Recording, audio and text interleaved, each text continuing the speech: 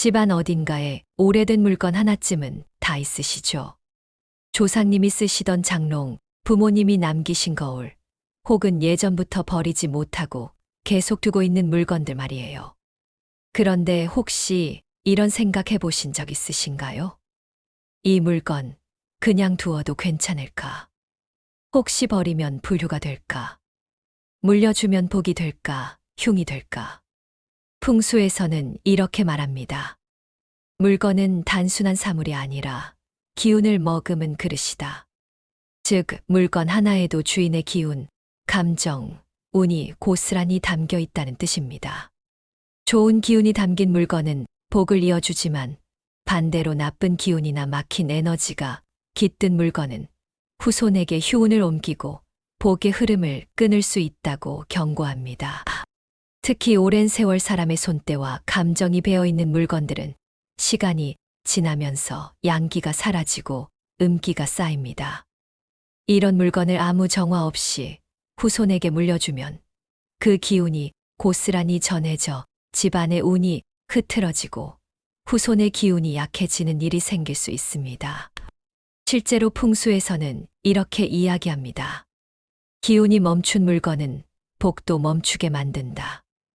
오늘 영상에서는 후손에게 절대 물려주면 안 되는 풍수 금기 물건 5가지, 그 이유와 대체할 수 있는 길한 물건, 그리고 이미 가지고 있다면 어떻게 정화해야 하는지까지 차근차근 알려드리겠습니다. 혹시 지금 조상의 물건을 물려받아 그냥 보관하고 계신가요? 그렇다면 오늘 영상이 여러분의 복을 지키는 중요한 힌트가 될 겁니다.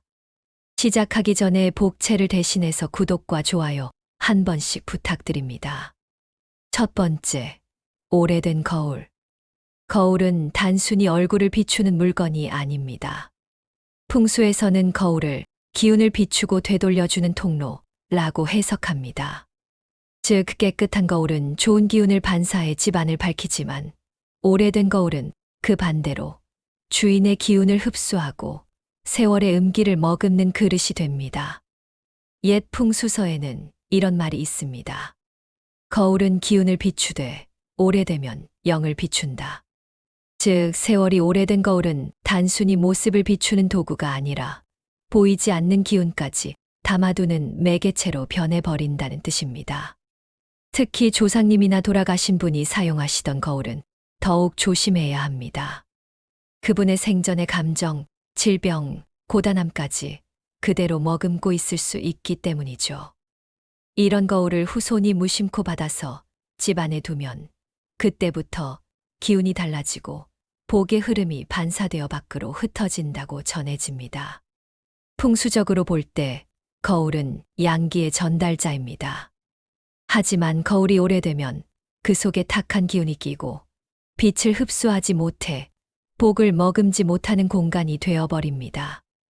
이런 이유로 거울을 물려받거나 오래된 거울을 집 안 깊숙이 두는 건 금기 중의 금기로 여겨집니다. 또 하나 중요한 점은 거울의 위치입니다. 조상의 거울을 물려받았다면 절대 침대나 현관을 마주보게 두면 안 됩니다. 현관을 마주본 거울은 복이 들어오자마자 반사시켜 내보내고 침대를 비추는 거울은 자는 사람의 양기를 흡수해 피로를 가중시킨다고 풍수에서는 해석합니다. 그렇다면 이미 오래된 거울을 가지고 있다면 어떻게 해야 할까요? 단순히 버리기보다는 정화의식을 거쳐 감사히 보내는 것이 중요합니다. 첫째, 먼저 거울 표면을 소금물로 깨끗하게 닦아냅니다. 둘째, 흰 천으로 감싸 그동안 고마웠습니다라는 인사를 전한 뒤, 셋째, 햇볕이 드는 날 낮 시간에 폐기하거나 흙에 묻어 자연으로 돌려보냅니다. 이 과정은 단순히 물건을 버리는 게 아니라 그 안에 남은 기운을 정화하고 조상의 에너지를 평온하게 흩어주는 풍수적 의례라 할 수 있습니다. 즉, 거울은 아름다움을 비추는 동시에 복을 반사시키는 물건이기도 합니다. 따라서 오래된 거울을 후손에게 물려주는 것은 곧 복의 통로를 닫는 행위가 되는 것이죠. 두 번째, 헌 가구와 오래된 침대. 풍수에서 가구는 단순한 생활 도구가 아니라 사람의 기운이 스며드는 그릇으로 봅니다. 특히 침대, 장롱, 식탁, 책상처럼 오랜 시간 몸과 마음이 닿는 가구는 주인의 에너지를 강하게 흡수합니다. 옛 어른들은 이렇게 말씀하셨습니다. 사람은 자리를 바꾸면 운이 바뀌고 가구를 바꾸면 복이 새로 열린다. 즉, 오랜 세월 사용한 가구에는 그 주인의 희로애락, 건강, 재물의 기운이 고스란히 남는다는 뜻입니다. 그래서 다른 사람의 가구를 그대로 물려받으면 그 사람의 운까지 함께 받아들인다고 해석합니다. 특히 침대는 하루의 기운을 정화하고 새로운 에너지를 채우는 공간입니다. 그런데 이전 주인의 기운이 그대로 남은 침대라면 그 자녀 기운이 내 몸의 리듬을 방해하고 불면, 피로, 감정 기복으로 이어질 수 있습니다. 실제로 풍수 상담 중에는 이런 사례가 많습니다. 이사 후 부모님이 쓰시던 침대를 그대로 사용한 뒤 가족 모두가 이유 없이 잠을 설쳤다거나 아이가 자주 악몽을 꿨다는 이야기 말이죠. 이건 단순한 우연이 아닙니다. 풍수에서는 침대는 가장 오랜 시간 머무는 자리, 곧 기운의 중심이라 보기 때문입니다. 또한 장롱이나 책상처럼 오랫동안 닫혀있던 가구는 막힌 기운을 품고 있습니다. 그 안에 고여있는 기운은 공간의 흐름을 막아 복이 들어올 자리를 좁힙니다. 특히 오래된 가구를 한쪽 구석에 두면 그곳이 음기의 덩어리가 되어 집 전체의 에너지를 무겁게 만든다고 합니다. 그렇다면 조상님이나 부모님이 쓰시던 가구는 모두 버려야 할까요? 꼭 그렇진 않습니다. 풍수에서는 이렇게 조언합니다. 물건을 버리는 게 아니라 기운을 새롭게 한다. 가구를 정리하기 어렵다면 이렇게 해보세요. 첫째, 먼저 햇빛이 잘 드는 날 창문을 활짝 열고 가구를 닦으며 감사합니다라는 마음을 전합니다. 둘째, 가능하다면 소금물로 닦거나 흰 천으로 덮어 하루 정도 햇빛에 두세요. 셋째, 내부에 흰쌀 한 줌이나 백합꽃을 넣어두면 탁기를 흡수하고 정화 효과를 높일 수 있습니다. 그리고 침대의 경우에는 새 매트리스나 새 시트를 사용하는 것이 가장 좋습니다. 머리 방향을 남향 또는 동향으로 두어 양기를 보충하면 수면의 질도 함께 좋아집니다. 핵심은 형태보다 기운입니다. 가구를 그대로 두더라도 그 안의 기운을 새롭게 만들어주면 그 자리에서 다시 복이 흐르기 시작합니다. 정리하자면 헌가구나 오래된 침대는 단순히 낡은 물건이 아니라 기운이 고여있는 공간입니다. 그 기운이 정체되면 사람의 몸도 마음도 막히고 결국 복의 흐름이 끊기게 됩니다. 따라서 오래된 가구를 물려주는 것은 사랑이 아니라 막힌 운을 전하는 것이 될 수 있다는 사실 꼭 기억해야 합니다. 세 번째, 멈춘 시계. 풍수에서 시계는 단순한 시간의 도구가 아닙니다. 시계는 기운의 순환, 인연의 흐름, 삶의 리듬을 상징하는 특별한 물건으로 여겨집니다. 그만큼 멈춘 시계는 단순히 시간이 멈춘 것이 아니라 집안의 흐름과 복의 운이 멈췄다는 신호로 해석됩니다. 옛 어른들은 이렇게 말했습니다. 시계가 멈추면 집안의 운도 멈춘다. 특히 조상님이나 부모님이 생전에 쓰던 시계를 물려받는 것은 풍수에서 강한 금기로 분류됩니다. 왜냐하면 시계는 주인의 맥박과 감정을 함께 기록하기 때문이죠. 매일 손목에 차거나 곁에 두고 쓰던 시계는 그 사람의 기운, 감정의 진동이 그대로 남아 있습니다. 즉, 멈춘 시계는 주인의 마지막 기운이 멈춘 자리, 그 자체가 되는 겁니다. 이런 시계를 후손이 아무 정화 없이 물려받으면 그 멈춘 흐름이 내 삶의 시간으로 이어져 운의 정체, 인연의 끊김, 건강 저하로 이어질 수 있습니다. 특히 풍수에서는 시간이란 기운이 순환하는 길이라 봅니다. 시계가 고장나 있거나 멈춘 상태로 집 안에 오랫동안 놓여 있으면 그 공간의 기운이 움직이지 못하고 점차 정체된 탁기로 바뀐다고 말합니다. 이런 집은 시간이 더디게 흐르고 일의 진전이 더디며 가족 간의 대화도 점점 줄어드는 경향이 생깁니다. 흥미롭게도 실제 풍수 상담 사례 중에는 이런 이야기가 있습니다. 한 가정에서 수년간 안 좋은 일들이 연달아 일어났는데 살펴보니 안방 장식장 위에 멈춘 궤종 시계가 놓여 있었습니다. 그 시계를 치우고 정화 후 새 시계를 들이자 이상하리만치 가족 분위기가 밝아지고 오랫동안 막혀있던 사업도 순조롭게 풀렸다는 사례가 전해집니다. 그렇다면 시계를 물려받거나 멈춘 시계를 버리기 어려운 경우에는 어떻게 해야 할까요? 풍수에서는 시계를 정화하는 방법을 이렇게 전합니다. 첫째, 먼저 시계를 하얀 천 위에 올려놓고 소금 한 줌을 주변에 뿌립니다. 둘째, 그 위에 햇빛이 잘 드는 날 오전 시간대에 한두 시간 정도 두세요. 셋째, 작동이 가능한 시계라면 새 배터리를 갈아 다시 시간의 흐름을 살리는 것이 중요합니다. 넷째, 작동이 불가한 시계라면 이제 당신의 시간은 여기까지입니다. 라는 감사의 인사를 전하고 정중히 폐기합니다. 풍수적으로 가장 중요한 건 멈춘 채 두지 말라는 것입니다. 시계는 계속 흐르거나 정화되어 새로운 흐름으로 전환되어야 합니다. 따라서 멈춘 시계를 후손에게 물려주는 것은 단순히 물건을 전달하는 것이 아니라 정체된 시간과 끊긴 복의 흐름을 함께 넘기는 행위가 됩니다. 결국 풍수의 핵심은 이렇습니다. 시간이 멈추면 복도 멈춘다. 그렇기에 집 안의 모든 시계가 멈추지 않고 순환하도록 관리하는 것. 그것이 곧 집안의 운을 살리고 복의 시간을 이어가는 풍수적 지혜라 할 수 있습니다. 네 번째, 칼과 검류 장식품. 풍수에서 칼과 검은 가장 강한 기운을 가진 물건으로 꼽힙니다. 그 이유는 단순합니다. 칼은 무언가를 자르는 도구이기 때문이죠. 이 단절의 기운은 물건을 넘어 사람의 인연, 재물의 흐름, 집안의 화합에도 영향을 미친다고 풍수는 말합니다. 옛 풍수서에는 이런 구절이 있습니다. 칼은 결단을 주지만 머물면 다툼을 낳는다. 즉, 칼은 필요할 때 잠깐 사용하는 것은 괜찮지만 그 칼날의 기운이 한자리에 오래 머물면 주변의 양기를 베어내고 음기를 불러온다는 의미입니다. 특히 조상님이 생전에 쓰시던 칼, 장식용 검, 혹은 오래된 무기류는 시간이 흐르면서 그 주인의 감정과 업의 기운이 함께 스며듭니다.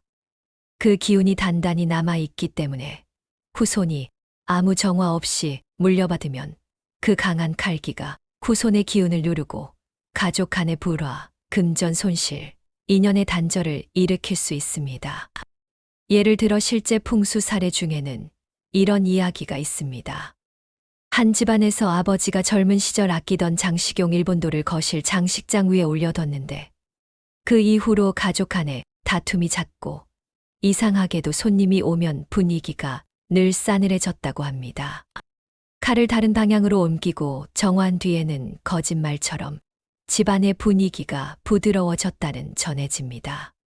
이처럼 칼이나 검은 그 존재만으로도 공간의 기운을 예리하게 갈라놓습니다. 그래서 풍수에서는 집 안장식으로 칼을 두는 것을 강력히 금하며 특히 칼을 물려주는 행위를 복을 베어내는 행위로 봅니다. 칼의 기운은 금의 기운과 유사합니다. 금은 결정력과 권위를 상징하지만 지나치면 차가움과 단절을 부릅니다.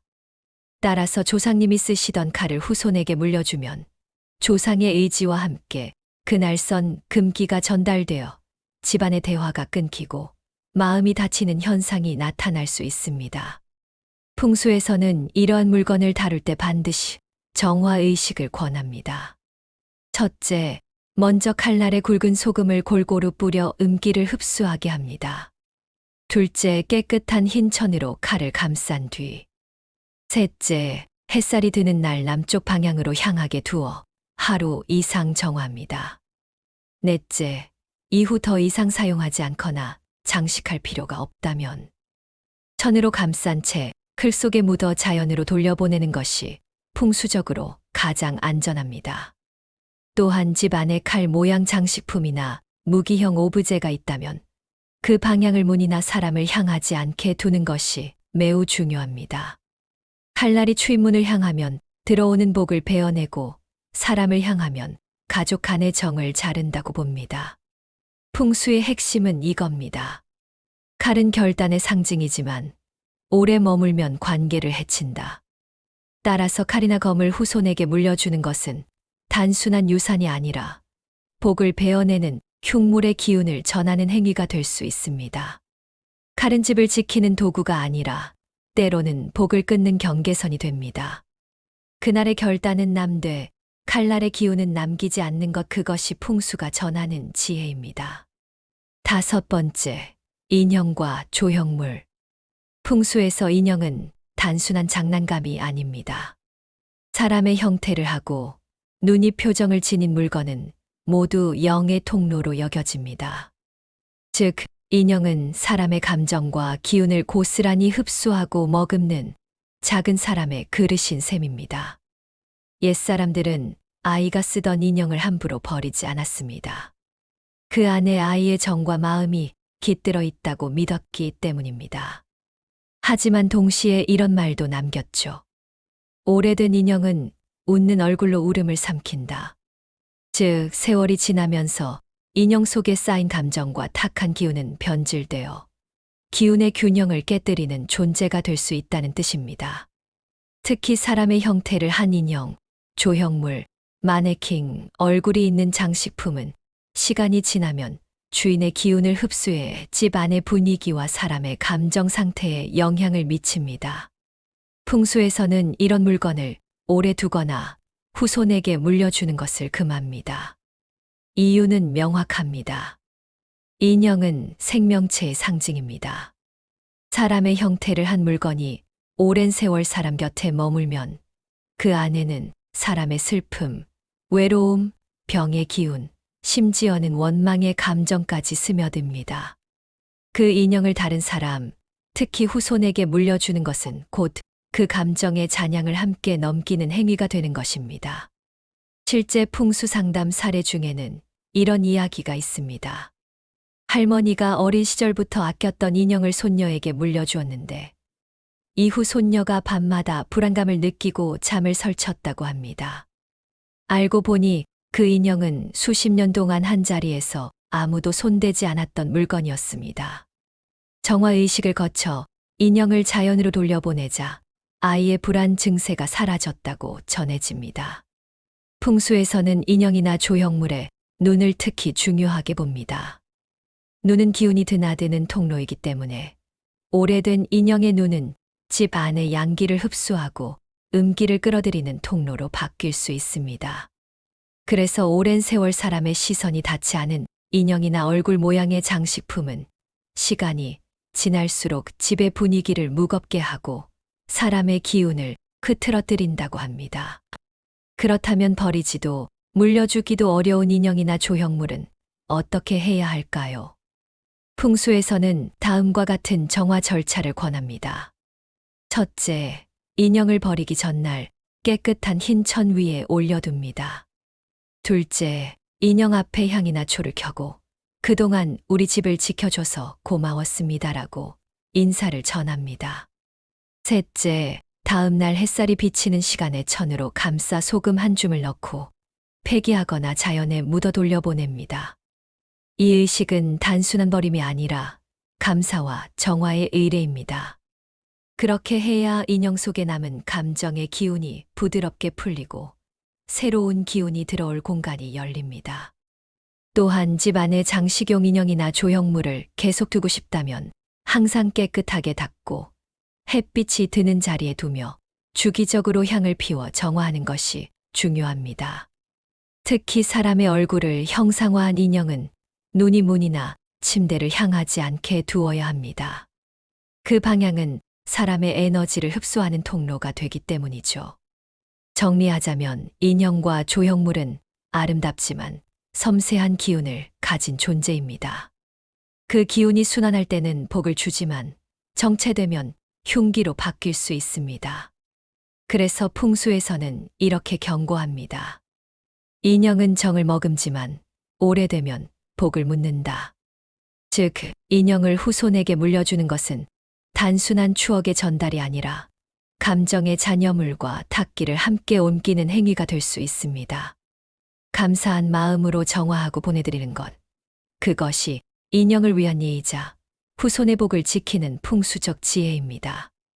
오늘은 후손에게 절대 물려주면 안 된다는 풍수 금기 물건 5가지를 살펴봤습니다.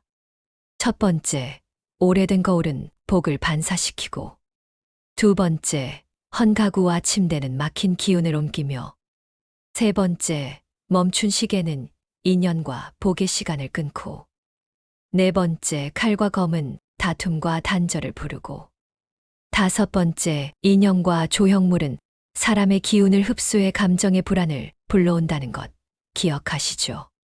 풍수에서 물건은 단순한 사물이 아닙니다. 사람의 손이 닿고 마음이 머무는 모든 물건에는 그 사람의 기운과 인연이 남습니다. 그래서 물건을 물려주는 일은 단순히 소유권을 넘기는 것이 아니라 기운과 감정, 그리고 삶의 파동을 함께 옮기는 행위가 되는 것입니다.